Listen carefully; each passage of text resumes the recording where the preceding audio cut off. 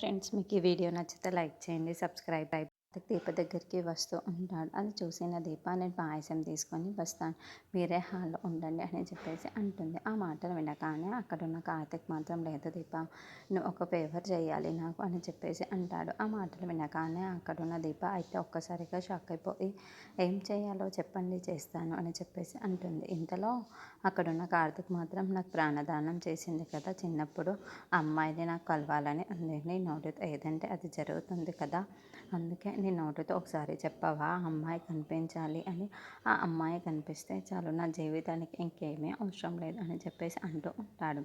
ఆ మాటలు వినగానే అక్కడున్న దీప అయితే ఒక్కసారిగా షాక్ అయిపోయి చాలా సంతోషిస్తూ ఉంటుంది.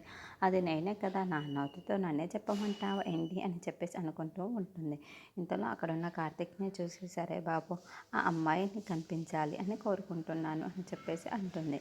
ఆ మాట వినగానే అక్కడున్న కార్తిక్ అయితే చాలా సంతోషిస్తూ ఉంటాడు. దీప, నువ్వు చెప్పావు కదా, నువ్వు చెప్పావు అంటే ఖచ్చితంగా జరుగుతుంది నాకు తెలుసు అని చెప్పేసి అంటూ ఉంటాడు.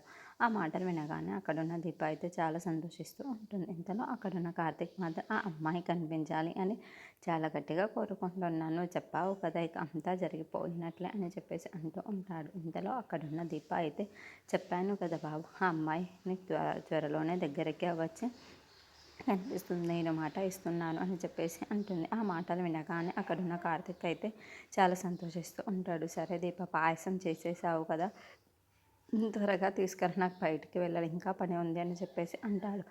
ఆ మాటలు వినగానే అక్కడున్న దీప అయితే సరే బాబు నేను తీసుకొని వస్తాను, హాల్లో 5 నిమిషాలు వెయిట్ చేయండి అని చెప్పేసి అంటుంది.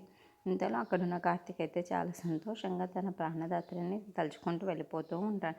అది చూడగానే అక్కడున్న దీప, నా నోటితో నేనే కనబడాలని చెప్పించుకున్నాడు జోరు, అంటే నా మీద మీకు ఎంత ప్రేమ ఉందో నాకు అర్థమవుతుంది బాబు అని చెప్పేసి అనుకుంటూ చాలా సంతోషిస్తూ ఉంటుంది.